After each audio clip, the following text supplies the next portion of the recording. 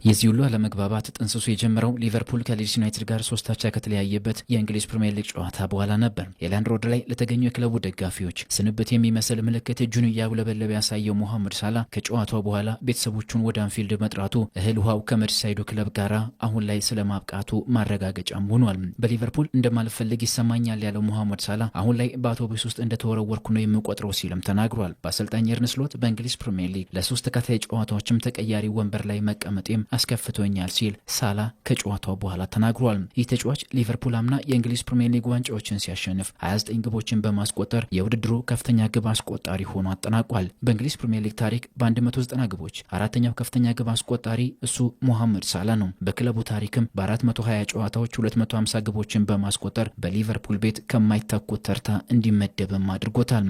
ሳላ በሁሉም ጨዋታዎች ባስቆጠራቸው 250 ግቦች ከያን ራሽና ሮጀር ኸንት በመቀጠል የመርሲሳይዱ ክለብ ሶስተኛው ከፍተኛ ግብ አስቆጣሪ ነው። ሊቨርፑላውያን ለዚህ ታታሪ ሲሉ ሁሌም በስቴዲየም ውስጥ አንተ የግብፃውያን ንጉስ ነህ፣ ሁሌም እንኮራባለን ሲሉ ያዜሙለታል። አሁን ግን ሁሉም በዜሮ ተባስቷል።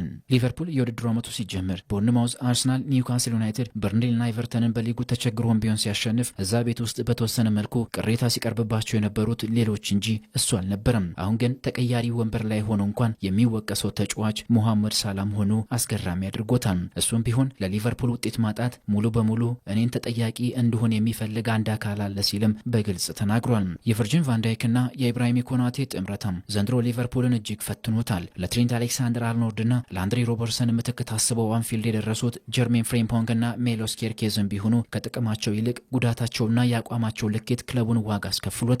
ጀርመናዊ ፍሎሪያን ቬዝና ስዊድናዊው አሌክሳንደር ኢዛክን ቢሆኑ ውሎ ከጠፋቸው ሰንበት ብለዋል። አምና በአሰልጣኝ የርገን ክሎፕ የተቃኘ ቡድን ይዘው የሊጉን ዋንጫ ያሳኩት አሰልጣኝ አርነ ስሎት ዘንድሮ ግን ገና በሁለተኛ ዓመታቸው የአንፊልዱን ክለብ የሚመጥኑ ስለመሆናቸው ጥያቄዎች እንዲነሱባቸውም አድርጓል። የተከላካይ ክፍላቸው በቅድመ ውድድር ዘመን እንደዛ ሲቸገር ተመልክተው አፋጣኝ መፍትሄ ከመስጠት ይልቅ የቡድኑን ሌላኛውን ክፍል ለማጠናከር ሄዱበት ርቀት ሳያንሳቸው ከሊድስ ዩናይትድ ጋር 3-3 ሲለያዩ ጥንቃቄ የጎደለው መከላከል ሲሉ መተቸታቸው ፍየል ወዲያ ቅዝምዝም ወዲም ሆኖባቸዋል። አንዳንድ የቀድሞ የሊቨርፑል ተጫዋቾች በተለያዩ አጋጣሚዎች አሰልጣኙ ሞሐመድ ሳላን ወደ ተቀያሪ ወንበር ሊያወርዱት ይገባል ማለታቸውን ተከትሎ አፋጣኝ እርምጃ የወሰዱት አሰልጣኝ አርነ ስሎት ለቡድኑ ግን የተለየ ነገር አሁንም ማምጣት አልቻሉም። ሊቨርፑልም ቢሆን ከገባበት አዘቅት እስካሁን ድረስ መውጣት አልቻለም። በተለይ ሊቨርፑል ሊድስ ዩናይትድን 2-0 ሲመራ ቆይቶ 2-2 ሲሆን ለሞሐመድ ሳላ አሰልጣኙ እድል ይሰጣሉ ተብሎ ቢጠበቅም በዝምታ አልፈውታል። ከጨዋታው በኋላ ይህንን ለምን እንዳላደረጉ ሲጠየቁ ሰዓቱ ግብ የምፈልግበት ሳይሆን የምከላከልበት ስለነበረ አላስፈለገኝም ማለታቸው የሚታወስ ነው። ቀደም ብሎ ከአሰልጣኙ ጋር ጥሩ ግንኙነት እንደነበረኝ በተደጋጋሚ ተናግሬያለሁ የሚለው ሞሐመድ ሳላ ነገር ግን በድንገት ሁሉም ነገሮች መቀየራቸውን ግልጽ አድርጓል። ለምን እንደሆነ ባይገባውም በክለቡ እንዲቆይ የማይፈልጉ ሰዎች እንዳሉም ነው ሞሐመድ ሳላ የተናገረው። ሊቨርፑል ነገ ወደ ጣሊያን ተጉዞ በአውሮፓ ሻምፒዮንስ ሊጉ ከኢንተር ሚላን ጋር ይጫወታል። ሞሐመድ ሳላ የመሰለፉ ነገርም አጠራጣሪ ሆኗል። የፊታችን ቅዳሜም ቢሆን በአንፊልድ ሊቨርፑል ብራይተንን በሊጉ ሲያስተናግድ የ33 ዓመቱ ተጫዋች ተሰለፈም አልተሰለፈም የክለቡን ደጋፊዎች በክብር ይሰናበታል ተብሎ ይጠበቃል። ለዚህም ይመስላል የትዳር አጋሩና ልጆቹን ጨምሮ ለሙሉ ቤተሰቡ ጥሪ ማድረጉም የተገለጸው።